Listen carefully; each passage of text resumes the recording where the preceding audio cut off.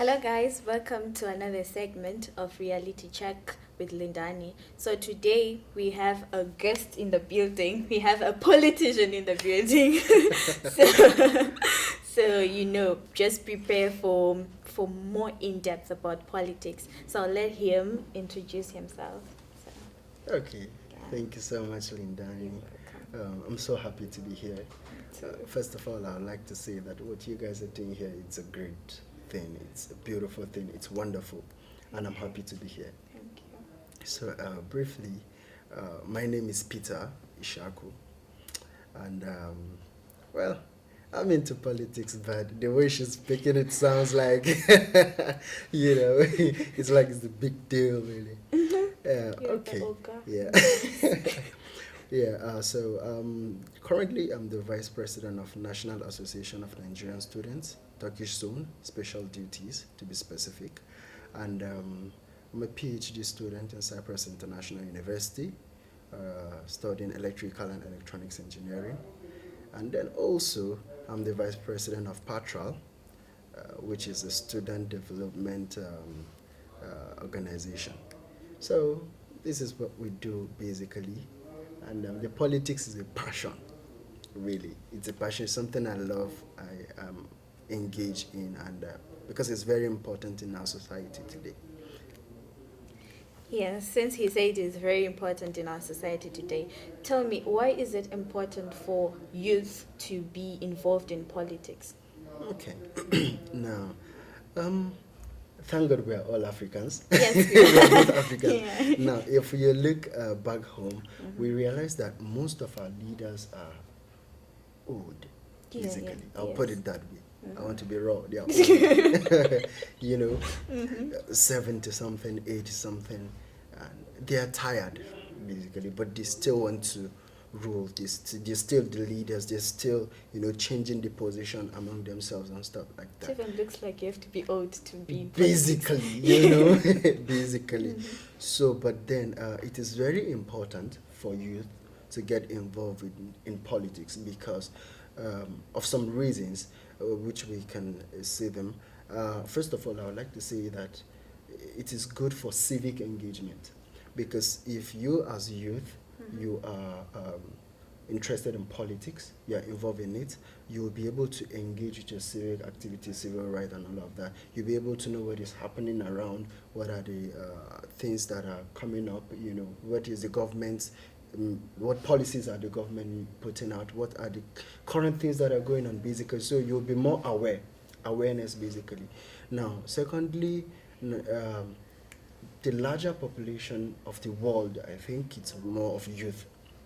So every decision that the government makes, because the politicians make the policies, Yes, the yeah. decisions. So every decision that it makes, the politicians make, our leaders make, it affects the youth, basically, in a lot of ways. So it is only important to have the youth in that system to be able to contribute to those things because it's going to affect them.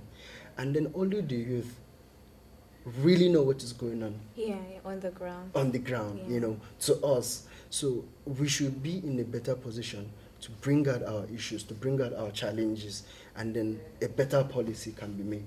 So if youth are involved, it makes it better. I believe that the government will be able to make better decisions, better policies, and put things in place. And then lastly, which is the most important to me, I think it's about learning. Yeah. Because if you get involved in politics in an early age, as a youth now, you get to learn over time. Okay. You get so when you learn, you improve yourself, and then as you grow, you get into some political offices or some appointment and stuff like that. And then since you've been doing this for a while, you must have acquired knowledge, experience, and then you'll be able to do this better. So for me, why youth should involve in politics is to learn. To learn, yeah. When you learn and then you get the opportunity, you do it better. But when you don't learn and you just get the opportunity, you mess it up. Probably that's why our leaders are messing up. Yes, I hope I don't get arrested for this, but believe me, it's the truth, It's the truth because they just go in there and they do anyhow. They just do it anyhow and That is why a lot of things, most especially in Africa, is not really moving at the pace it's supposed to. Because most of them just go into these offices without really learning. Yeah. So, You talked about learning, and then that's like the very important, like it's very important. It's Yeah. the basic tool Yes. of anything, to Yes. master anything. Anything, How yeah. can I learn politics? You're a politician already. How did you learn it? It's more than, yeah, it's a passion, but then you need to learn, as you said. Okay. How does one engage in learning about politics? Okay, now, first of all, why? Let me put it this way. Why are you in school? As a student, you go to school so you can learn. Yes. You are involved in the academic schedule and whatever is happening, and you learn through the process. So that is why it is important for the youth to get involved. Once they are involved and you're around, seeing how things are done, learning from people that are already in the positions, that is how you learn, basically. Yeah. Because you are involved, you see how things happen, how they do this, so you learn, you see how it is being done, and if it is not done in the right way, you might see a way that it can be done better. So that is how you learn, through involvement. You see what is happening, and also you can read books on politics. You can also have a political mentor, and you learn from this person. Basically, you study his lifestyle and how he talks, how he addresses people, how he engages with people and stuff like that. So that is basically how you learn, by getting involved. If you are outside, believe me, you might have some ideas, but you will not learn. So you have to be inside.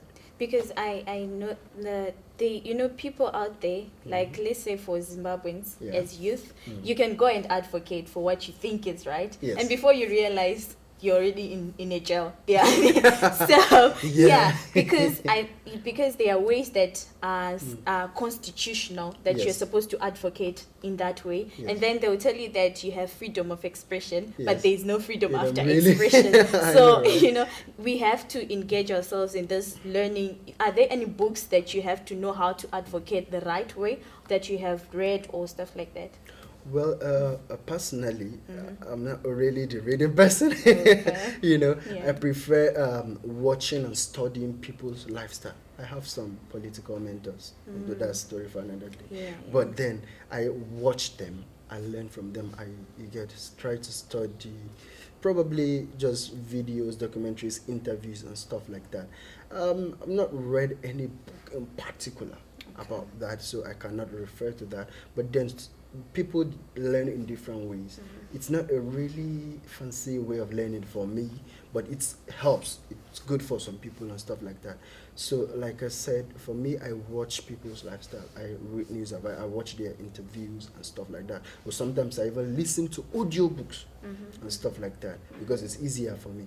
Basically, it's easier for me. So sometimes, and with the youth, we need to know how to talk and how to address issues, because sometimes yes, there's freedom of speech, but that doesn't mean you should just come out and be opening your mouth and just say anything anyhow, and maybe insult your leaders, disrespect them anyhow and stuff like that. Some people might not be lenient, they, like you said, they can just throw you in the jail and stuff.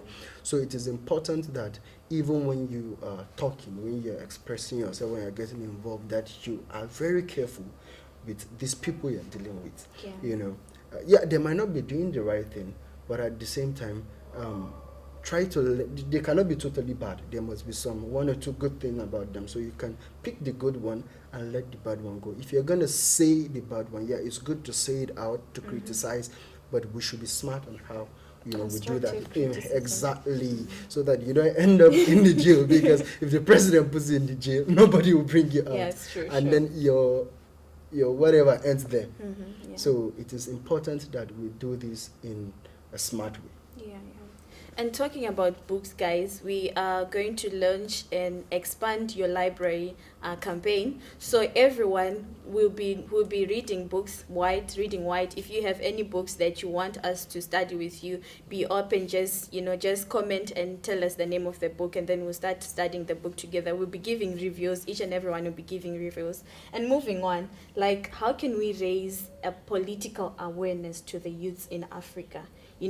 Because I believe that everything that is going on in Africa right now, and in most African countries, revolves around the political situation of that particular country, the economic situation, all those corruption stuff. It's because of the economics, it's because of the political structure of such a country. So how can we raise a political awareness in among the youth, and how can we get them to be involved in national building?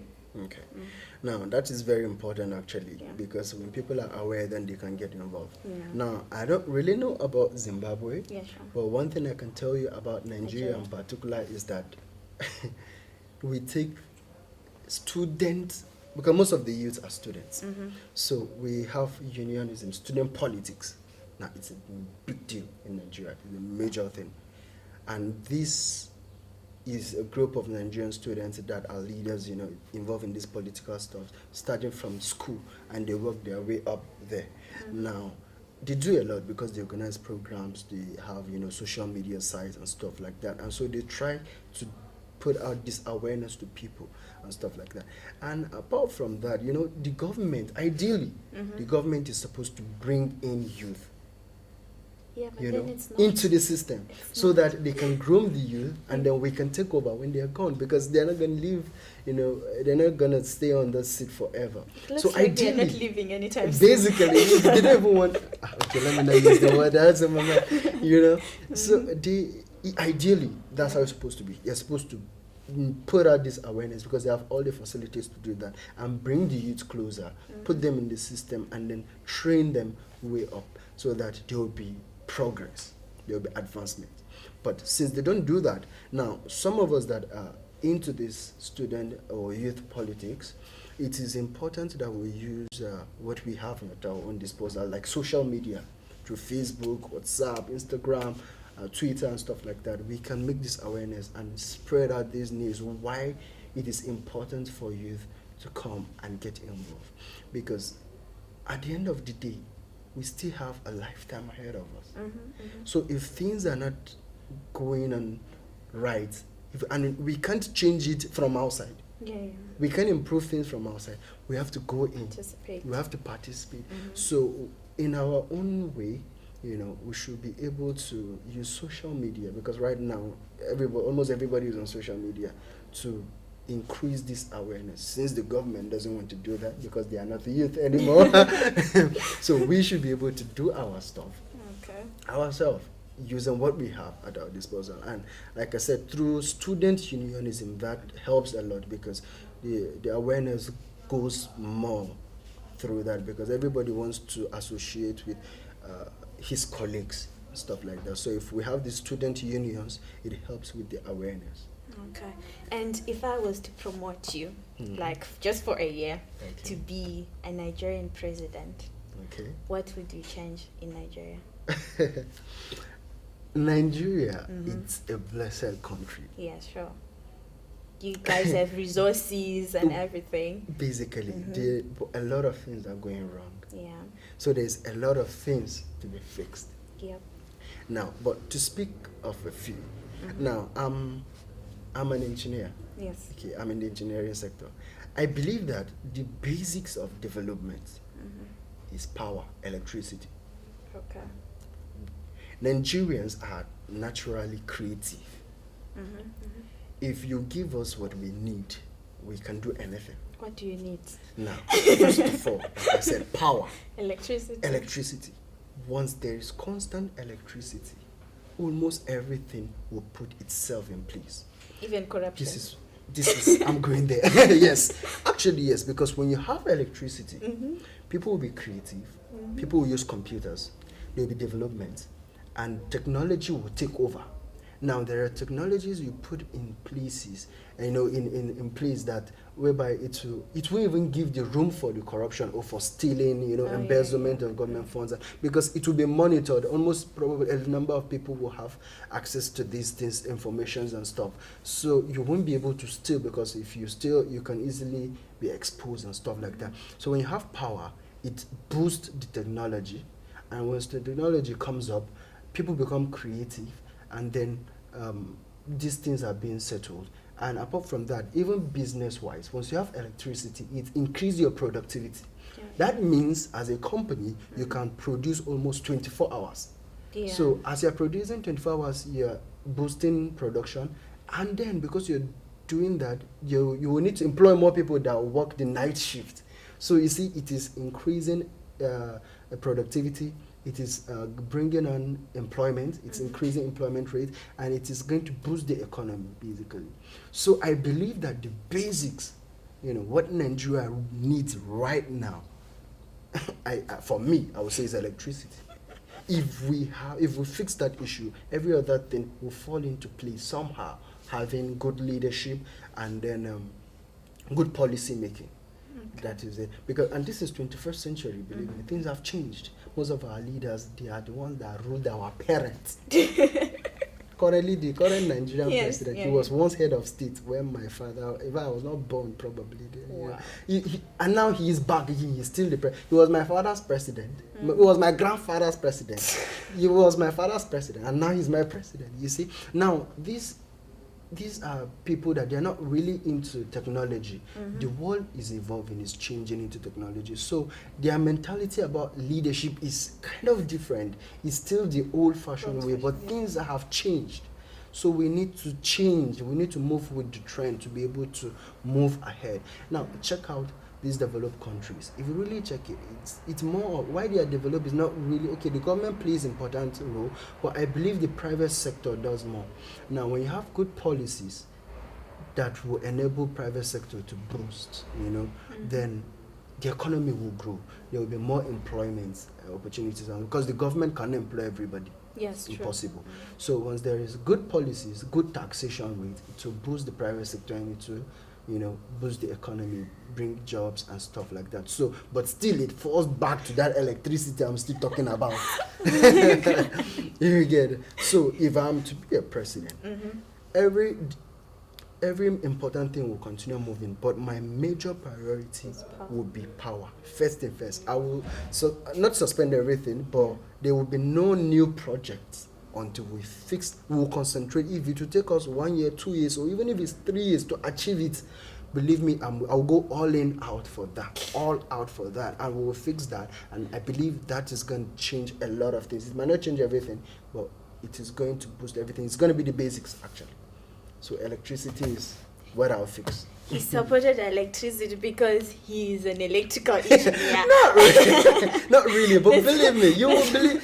That's why he was buying for electricity. A lot of people will agree with me, actually. Unfortunately, guys, we have come to the end of this show. So, what are your last words to the youth out there that want to develop their country politically? They are affected, they are suffering, they are the victims of the current political situations that are in our countries. What would you say to such a youth? Okay. Now, first of all, in every opportunity I get to speak, most especially in the issue of leadership or politics, I emphasize on this fact that we sit down and complain that we have bad leaders, corrupt leaders. We do everything, we make noise. But that's all we end up doing, most of us, talking. Because if we go to the road, they'll kill us. You don't have to go to the road. Get involved. Okay? Find a way of. This is we say that politics is bad, it's corrupt. But the truth is, politics in itself is not bad. Why is the people in it that is making it bad? Now, we the so-called good people are running away from politics. So thereby leaving an opportunity, a room for the bad ones to get involved. They told me that even if you are the good one and you get in with good intentions, the moment you spend a year inside... You know why? Yeah. Because in the system there are already more bad people. Okay. So, but when the good people troop in inside, they will overshadow the bad. Okay. You get it's just like if you have Coca-Cola, and water. If you put a little of water in the Coca-Cola, it will still be black, basically. But if you keep pouring water into it, the color will keep changing, and at a point you won't even notice that there is Coca-Cola again, because it will look like water, because it will be diluted and it's just water. So that's how it is. So if there is bad people in this, and a lot of good people are trooping into it, then we will change the status quo. Things will change, and it will be better. So my words to youth, particular, is don't just end on complaining. Get involved. Okay, somehow get involved. Try to come out. Bring yourself for Even through service. voting. Well, because if the good people bring themselves out, and get involved, then there might be opportunity for the voters to vote in the right person.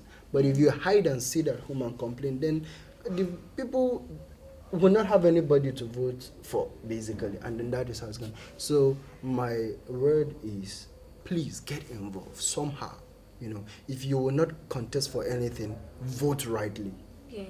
And apart from that, if you're involved, when somebody gets into office, there are political appointments. You can be appointed, to do some good work and stuff like that. So we should not end in complaining. We should go out and do this. Try to do this. And then I believe gradually we will change the world and improve it. Thank you so much, Mr. Peter. It was really nice and such an honor to have you in our show. Thank you guys for watching. I hope you were educated and participate in politics. As long as you are a youth, you are a leader in the making. True. And your participation in national building is of vital importance, because the nation that you are building, your children will live in it, and they will live to testify of what you did to make sure that those resources that we are so proud that Africa is blessed, we have all the minerals and all that, they will be proud that you made an impact in their lives. So make sure that you participate, whatever opportunity that you get, participate, and make sure that you learn more about politics. Know the right way to advocate for your rights, know the right way to go out there, and whatever situation that you get yourself in, be it you are now a leader in politics, make sure you make the right decisions. So thank you very much.